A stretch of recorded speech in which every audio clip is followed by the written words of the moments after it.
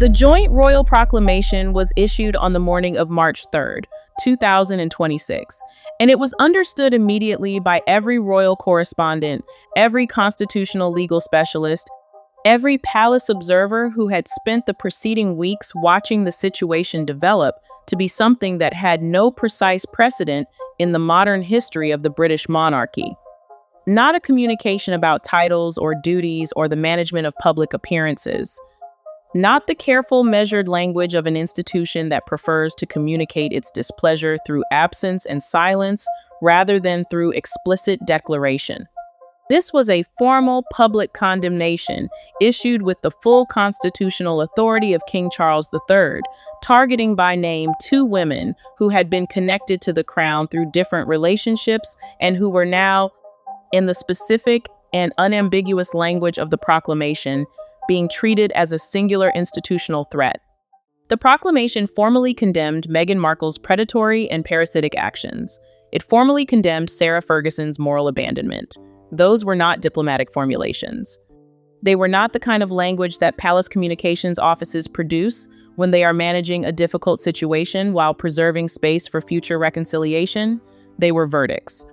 And they were being delivered through the Lord Chamberlain in a document that would go into the royal archive and remain there permanently as the institution's official record of what it had concluded about two women who had, in different ways and across different timescales, been positioned close to the crown and had used that proximity in ways the crown had now decided to formally characterize in writing. But the statement itself was not the most significant thing that happened that morning. The most significant thing was the image that accompanied its release: Princess Anne walking in public alongside Princess Eugenie.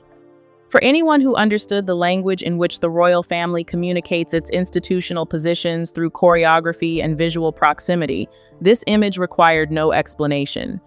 Anne is the most disciplined member of the Windsor family, the one who has never, in 5 decades of public life, allowed her personal feelings to become a public statement. When she walks beside someone, she is communicating a position. She was not accompanying her niece. She was shielding a witness. The witness had decided to speak. The testimony she had given to the Royal Disciplinary Tribunal would be released to the palace press pool at 2 o'clock that afternoon. And when it would become the foundation of the most comprehensive institutional reckoning the modern crown had undertaken against members of its own extended family. This is the story of March 3rd, 2026. The testimony, the dossier, the red envelope gambit that failed, the Windsor Blockade that followed, and the Great Reset that will define the next era of the British monarchy. It is the story of how a friendship became a deposition, how an alliance became a crime scene, how a mother failed her daughters in the specific and documented ways that a sovereign institution has now put on permanent record, and how, at the end of a day that began with a proclamation and ended with a bulletin declaring that the Duchess of York is no longer a guest of the sovereign, two princesses who had been used as instruments found themselves finally and irrevocably under the protection of the crown.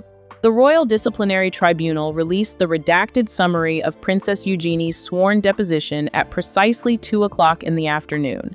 Palace insiders who had reviewed the document in advance of its release used the same phrase independently of one another to describe what it contained: vividly painful. The document ran to 43 pages in its redacted form.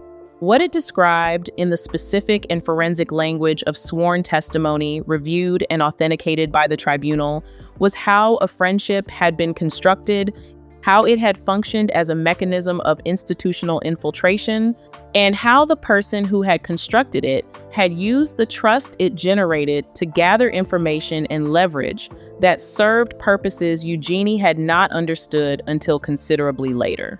Eugenie's account of the first meetings with Meghan Markle in 2016 was characterized in the summary as opening with a sense of profound regret for what she had not seen at the time. What she had seen at the time was someone she described as a breath of fresh air, proactive, charismatic, warm in a way that the institutional machinery of the monarchy, with its managed distances and its carefully calibrated public performances, did not produce or reward. Meghan presented herself as someone who dared to do things differently, who was genuinely interested in other people, who possessed an infectious friendliness that Eugenie found immediately compelling. By her own account, Eugenie became the first member of the royal family to truly champion Meghan within the firm. She acted as the primary intermediary to introduce her to Catherine, the Princess of Wales. She vouched for her, opened doors for her, provided her with the kind of internal social navigation that is only available to someone who has spent their entire life inside the institution being navigated. The progression Eugenie describes in her testimony is the specific progression of someone being systematically cultivated. The warmth arrived first, then the interest, then the intimacy, then invisible at the time, but documented in retrospect the extraction. A royal relationship is not a private one in the way that civilian friendships are private. It exists within an institutional context that gives everything said inside it a potential value outside it. Names, internal dynamics, the specific texture of how the family operates behind its public face. Eugenie was providing all of this as the natural output of a genuine connection she believed she was forming. The statement that the palace has published as the most widely quoted passage from the deposition is also the one that most clearly describes what Eugenie understands in retrospect about what was happening. "I saw a sister in her," the statement reads. "She was warm, she was interested in my life, and she seemed to truly care about the isolation Beatrice and I felt as minor royals. I did not realize I was providing her with the institutional blueprint she needed." The palace now classifies the early Sussex-York friendship under a formal designation, strategic infiltration. The assessment characterizes Meghan's cultivation of Eugenie as a calculated investment, not a genuine friendship that happened to be useful, but a targeted relationship whose primary function was to secure a royal anchor while simultaneously beginning the process of separating the York sisters from the core institution that might otherwise have protected them. The specific mechanics of how this operated, as described in the deposition, involved the ordinary textures of close friendship. Stays at Frogmore Cottage, shared intimate holidays with Eugenie and her husband Jack Brooksbank, the private conversations that intimate friendships generate. What Eugenie describes in her testimony is the retrospective horror of understanding that those conversations about the internal dynamics of the late Queen's private circle, about the specific pressures and vulnerabilities of being a minor royal, about the institutional relationships that shaped how the family operated were being mapped and filed and used. Every dinner, she testified, every private exchange about the mounting difficulties surrounding her father, Prince Andrew's legal situation, had been, in ways she only understood later, noted and preserved for future leverage. The testimony moves from the personal to the structural, when Eugenie describes the phase that followed the initial friendship, the phase in which the relationship began to operate at a different scale. Meghan began, according to the deposition, to take an active interest in how the Yorks managed their public image. The interest presented itself as helpful, as the advice of a friend who had media experience and understood the mechanisms of public communication in ways that the monarchy's more traditional apparatus did not. In practice, the testimony describes it as something considerably more deliberate. The gradual introduction of a wedge between the York sisters and the palace officials who managed the sovereign's affairs. The gray men whose role was precisely to provide the institutional judgment and protection that an independent operator would find inconvenient. The RDT's summary characterizes the goal of this phase as the creation of what it designates a shadow court, an arrangement in which Beatrice and Eugenie would be repositioned from cousins of the future king into assets to be deployed in the Sussex brand's strategic conflict with the traditional hierarchy. The document is careful to note that the York sisters were not aware of this framing at the time.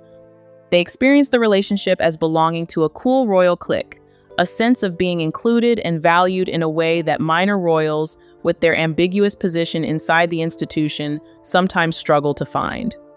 The unease came gradually, in the specific creeping way that unease arrives when something that seemed warm and genuine begins to produce outcomes that don't correspond to what warmth and genuineness produce. The moment that crystallized the nature of the arrangement, as Eugenie describes it, was the moment when the Windsor family was at its most vulnerable. When King Charles stripped Prince Andrew of his remaining titles and evicted him from Royal Lodge in October 2025, the York family was in crisis. It was at this exact moment, according to the deposition, that the Sussexes cut off all contact. Not a managed distancing, not the gradual cooling that friendships sometimes undergo under institutional pressure, a complete and immediate severance. And then, in the weeks that followed, the private pain that had been shared in confidence began appearing in American media coverage and narratives about the Sussex experience of institutional failure, in podcast content that framed what the Sussexes had endured in ways that used the York family's specific situation as illustrative material without their knowledge or consent. When Sarah Ferguson reached out to Meghan during this period for the help that a close alliance should have provided, her messages went unanswered. The information she had shared across years of close contact continued to circulate in ways she had not authorized. The testimony's account of Sarah Ferguson is, in the specific way of things that are true and painful simultaneously, more devastating than its account of Meghan. Because what Eugenie describes about her mother is not the behavior of an outsider who infiltrated the family. It is the behavior of a mother who was inside the family and who failed, in documented and specific ways, to use that position to protect the people she should have been protecting.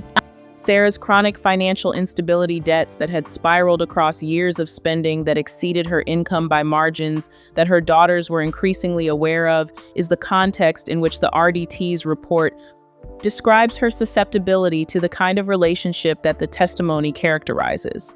The Palace report confirms that Sarah saw the Sussex operation as a financial lifeline, that she formed what the tribunal describes as a shadow alliance with Meghan, aimed at leveraging the York sisters' titles and their proximity to the crown.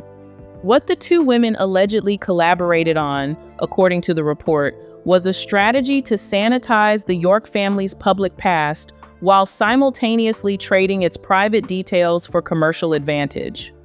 The document does not editorialize about Sarah's situation. It does not need to.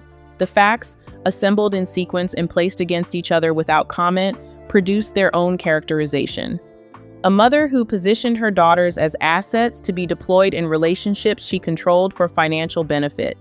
A mother who failed to provide the institutional protection that her position inside the royal family should have given her the tools to provide. And now a mother who is asking those daughters, the daughters whose vulnerability she failed to protect for money. The specific cruelty of Sarah's current situation is a geometry that the document makes visible without explicitly commenting on. The daughters whose vulnerability she failed to protect are now the people she is approaching for money. She is hiding in a luxury health clinic in Switzerland, a facility costing $24,000 per day, while her daughters manage their own distress and provide, or are asked to provide, the financial support that their mother's choices have made her dependent on. Princess Anne's characterization of the situation, delivered privately and subsequently leaked. The Crown does not negotiate with parasites, whether they are in Montecito or a luxury clinic in Switzerland. The formulation grouped the two women together with the specific deliberateness of someone who has concluded that their situations, however different in origin, have produced the same institutional problem and require the same institutional response. At 4 o'clock in the afternoon, the Sovereign Audit released through the Ministry of Justice expanded the scope of the day's disclosures beyond the personal testimony and into the documentary record. The dossier, internally designated Operation Nightingale, comprised what the release described as over 3 million pages of recovered emails, encrypted messages, and financial ledgers assembled across a multi-month investigation. The picture those documents painted was of two women who had treated the York princesses as negotiable assets in a high-stakes game of social and financial survival, not as people to be protected, but as resources to be deployed. The financial correspondence recovered through the investigation revealed the specific texture of Sarah's situation in ways that the general characterization of chronic debt had not. These were not the records of someone who had made mistakes and was quietly managing their consequences. They were the records of someone who had been systematically approaching individuals and institutions for financial assistance on the basis of her proximity to the royal family, using her connection to the crown as a credential for soliciting support that the crown had not authorized, and of which it had been unaware. The amounts involved had spiraled across years to a point where the debt load had become the primary fact of Sarah's life, the lens through which every relationship and every opportunity was evaluated. The 2024 proposal that Operation Nightingale surfaced, a communication from Meghan to Eugenie suggesting she act as a special assistant for a series of high-net-worth humanitarian galas, was characterized by the RDT in language that reflected the tribunal's assessment of its actual purpose. The galas themselves were framed in the proposal in the language of philanthropy and financial independence. The Crown's legal commission characterized them as an attempt to repurpose the York brand for Sussex commercial gain to extract, through the mechanism of Eugenie's genuine royal standing, the institutional legitimacy that the Sussex brand had been seeking and failing to secure through its own efforts.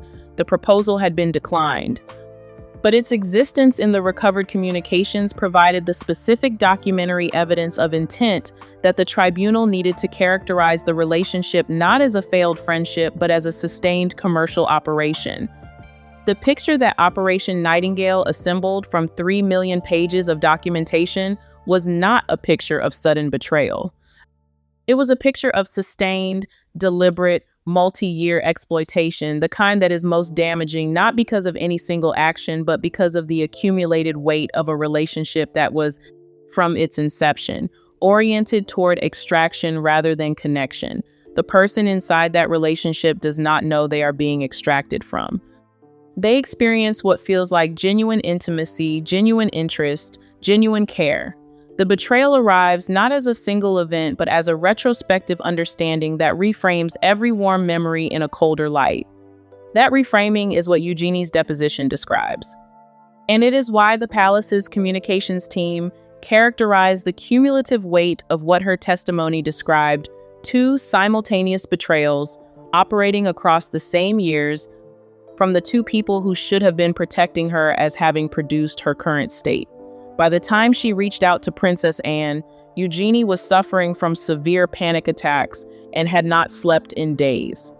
The insomnia and the anxiety were the specific symptoms of someone who had been carrying knowledge she didn't know how to manage, in an institutional environment she hadn't understood herself to have access to, about people she had trusted and been failed by. Anne's response was immediate and characteristically without sentiment. She moved Eugenie into the protection of the sovereign mechanism that existed for exactly this kind of situation. The crown does not negotiate with parasites, she told her. And then she made sure the statement was accurate in practice as well as in principle. The most explosive single revelation of March 3rd arrived in the 5 o'clock briefing, in a section of the Operation Nightingale summary that described what the palace was calling the red envelope gambit. In late 2025, a digital demand had been transmitted from Montecito to the palace. The demand was specific and the amount was specific. Meghan would maintain her silence regarding certain York family private matters in exchange for the crown, paying off her outstanding debt to Tyler Perry, a figure estimated at over $10 million. The mechanism proposed was a financial settlement to be structured through channels that would preserve plausible deniability on both sides. The specific demand: the crown must satisfy the outstanding obligation to preserve institutional peace. Princess Anne and Prince William received the demand and processed it with the clinical efficiency of people who had been anticipating something of this kind and had prepared their response in advance. They did not negotiate. They did not acknowledge the demand through any channel that could be construed as engagement. Instead, they launched what the palace designated Operation Clean Slate, a coordinated decision to expose the documented truth themselves, to place Eugenie under sovereign protection as a formal witness, and to deprive the demand of its leverage by making the information it threatened to release available through channels the palace controlled. The gambit had been predicated on the palace's unwillingness to absorb public embarrassment. The palace had decided it was more willing to absorb embarrassment than to pay extortion.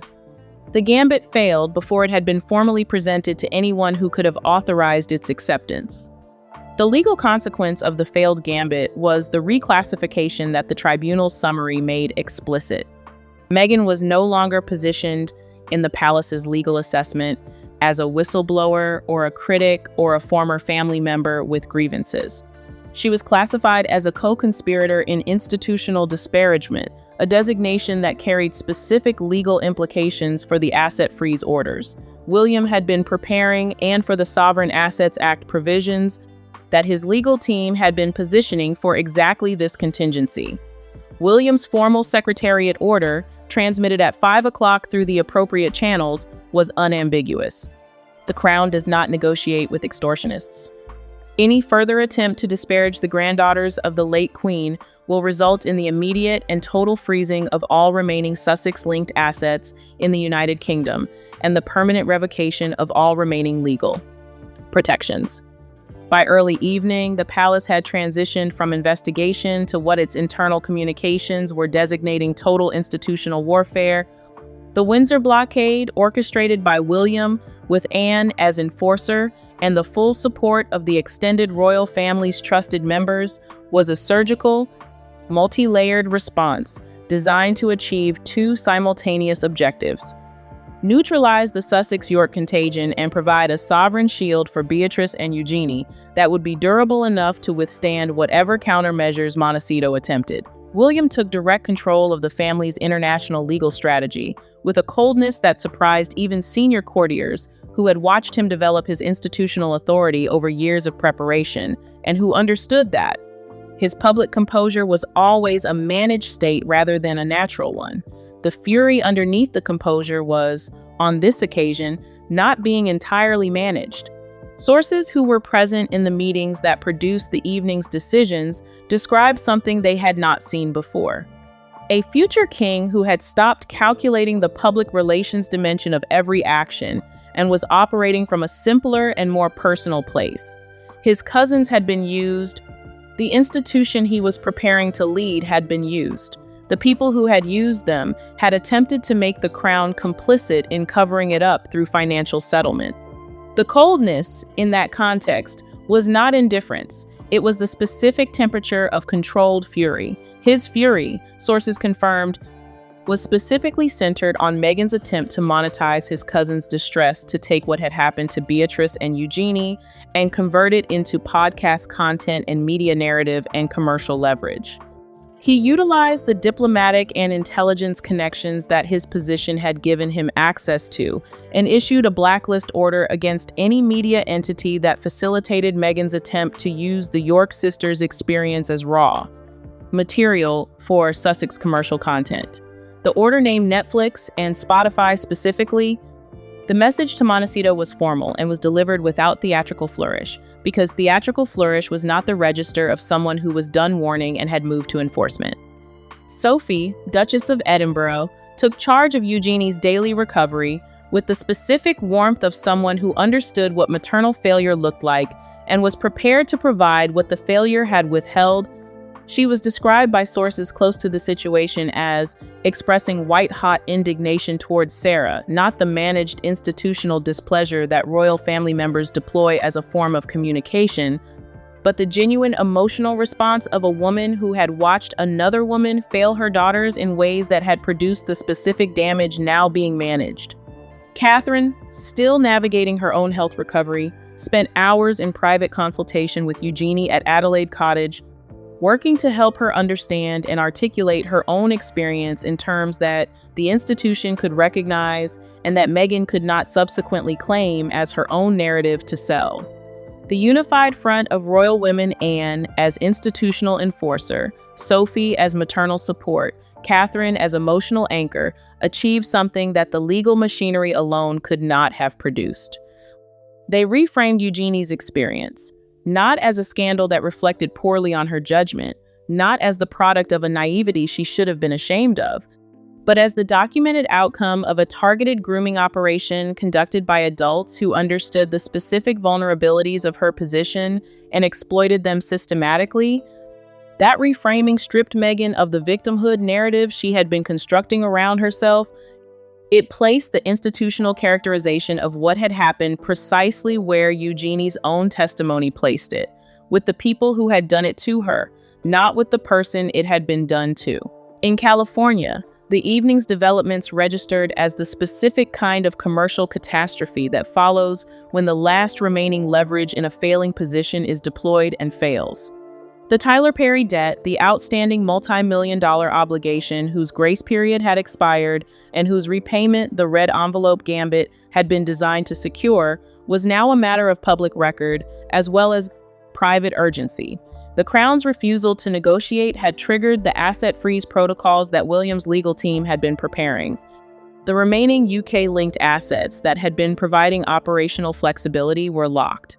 The media industry's response to the day's events was swift in the way that large commercial organizations respond when a situation they have been monitoring resolves into clarity. Clarity, for entertainment companies evaluating the risk profile of a commercial relationship, is actionable in a way that uncertainty is not. Uncertainty requires waiting and monitoring and the continuous cost of maintaining a position that might need to change. Clarity allows decision. Without the York sisters as content anchors, without the royal credibility that Eugenie's genuine standing within the institution would have provided to any media project they were associated with, the upcoming projects that Meghan's team had been developing were characterized by industry analysts with the specific bluntness of people who have made their assessment and see no reason to soften it: institutional orphans. Major streaming platforms invoked the moral turpitude clauses in their contracts with the speed of organizations that had been watching the legal situation develop and had their response prepared. Advances were clawed back through the same contractual mechanisms that had been designed to protect platforms from exactly this category of reputational and legal exposure. The Montecito estate, the $14 million property that had been the physical expression of the post-royal project's ambition, carried six-figure property tax arrears. The Sussex Kitchen lifestyle brand, which had been positioned as the commercial vehicle that would sustain the brand's consumer-facing identity after the streaming deals collapsed, had been legally blocked in both UK and US courts. The Royal Legal Commission's argument was accepted in both jurisdictions. The use of the Sussex title for selling luxury goods constituted institutional fraud in the specific sense that the title had been granted under conditions that no longer obtained and was being deployed commercially in ways that the granting institution had not authorized and explicitly opposed. Meghan was no longer a duchess in the eyes of the market. She was a high-risk debtor with no institutional backing, no streaming deal, no lifestyle brand, and no royal anchor, and the debt collectors had begun to move. In the hours following the afternoon's disclosures, a final attempt at coordination between the two women at the center of the day's events was made and failed, with the specific completeness of something that had been doomed before it began. From her Swiss clinic, the $24,000 per day facility whose costs were now being presented to her daughters as loans rather than as the obligations of a parent who had consistently failed to match her spending to her income, Sarah Ferguson reached out to Meghan through encrypted channels with an offer. She would verify Meghan's claims of royal mistreatment. She would provide a public endorsement of the Sussex narrative of institutional persecution. In exchange, a share of any future media deals that the narrative might support. The Pact of the Damned, as palace insiders were already calling it before it had fully collapsed, fell apart almost immediately. Sarah was not, in fact, prepared to sacrifice her remaining relationship with the institution that still represented her best path to some form of protected status. The same calculation that had driven her toward the Sussex alliance in the first place, the calculation of a woman trying to convert proximity to the crown into financial security, now drove her in the opposite direction. She began, according to sources familiar with the communications that were intercepted and archived under the Windsor Blockade's digital protocols, sharing information about Meghan's specific plans and positions with palace intermediaries in exchange for what she hoped would be recognition of her cooperation.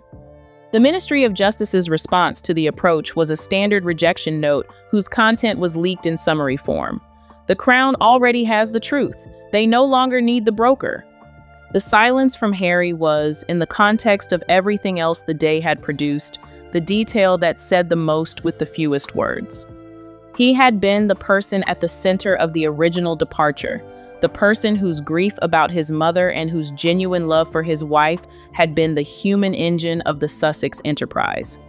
He had not been the architect of the specific operations that Operation Nightingale documented, but he had been present for them, had provided them with the legitimacy of his royal name and the institutional weight of his connection to the crown, and was now living with the documented record of what those things had been used for. Harry had not been seen or heard from in public since late February. Sources close to the Montecito household described him as having entered a state of total psychological withdrawal, not the managed disappearance of someone working on a project or recovering from a public difficulty, but the genuine retreat of someone who had reached a point where the gap between the life he had built and the institutional realities closing in around it was no longer something he could manage through activity or narrative. He had ceased communication with Meghan's legal team. He had not responded to the reintegration accord that remained open on a desk in Santa Barbara. He was, in the specific and bleak formulation that a source close to the situation offered, a man without a country, without a title, and apparently without a voice. The silence was, in its way, the most informative thing about the day. At 11:59 inches the evening, the palace released its final bulletin of March 3rd, 2026. The language was minimal, and its implications were total. The Duchess of York is no longer a guest of the sovereign, not a family announcement, not a communication about titles or duties or the management of future public appearances. An administrative declaration, issued at the last minute of the day, that ended a relationship between an institution and a person with the specific finality of something that has been decided and will not be reconsidered. Sarah's access to royal digital archives was terminated. Her secure communication lines were closed. Her security clearance at Windsor was revoked. The Swiss clinic was informed that the Crown would not honor any further expenses connected to her residence there. Sarah Ferguson was now a private citizen with significant debts and no institutional protection, and the institution's formal record of why reflected the specific failures that the day's testimony and dossier had documented. Eugenie's rehabilitation was the counterweight to everything else the day had produced, from peripheral royal caught in the crossfire of her parents' scandals and a former friend's strategic operations. She had moved through the act of giving sworn testimony that cost her something real and personal into the position of ward of the crown. Under the direct mentorship of Anne and the protective support of Sophie, the insomnia and panic attacks that had defined her recent weeks were beginning, sources reported, to subside. Not because the knowledge of what had happened to her had become less painful, because the institution that was now surrounding her had made it possible for that knowledge to exist without being the only thing in the room. The palace confirmed that Eugenie would operate under a strict conduct mandate overseen by William, not a punishment, but a protection. The palace was ensuring that the specific vulnerability that had been identified and exploited would be identified and protected going forward. The new triangle of authority that the day had made visible Anne as custodian and institutional enforcer, William and Catherine as the future the institution was defending, Eugenie as the ward whose testimony had provided the foundation for everything the day accomplished was not provisional. It was the architecture of the next era. The broader significance of March 3rd extended beyond the specific individuals at its center.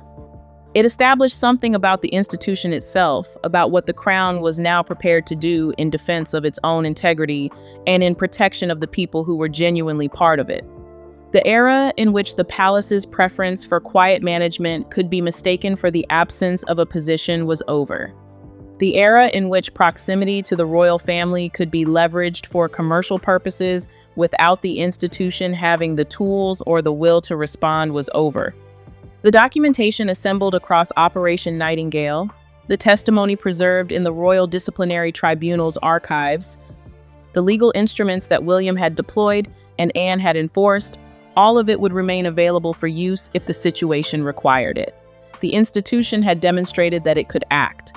The demonstration was itself a deterrent, March 3, 2026 would go into the royal archive as the Great Reset. Not because of any single statement or revelation or legal action, but because of what the day accomplished in aggregate. The end of the era in which royal titles could be bartered for commercial content, in which the vulnerability of minor royals could be exploited as a pathway to institutional legitimacy, in which the crown's preference for managed silence could be mistaken for the absence of a position. The royal standard flew over Windsor that evening as it always flies, without comment or ceremony. Because the institution does not announce its own continuity, it simply continues not as the flag of a family navigating a difficult period. It flew as the banner of an institution that had decided, after considerable patience and considerable documentation, that it was done waiting for the people who had used it to exhaust themselves. The olive branch had been replaced by the iron scepter, and the iron scepter, unlike the olive branch, does not require the other party to accept it. The era of ambiguity was over. And two princesses who had been instruments were now, finally and irrevocably, under the protection of the only institution that had always had both the authority and the obligation to protect them.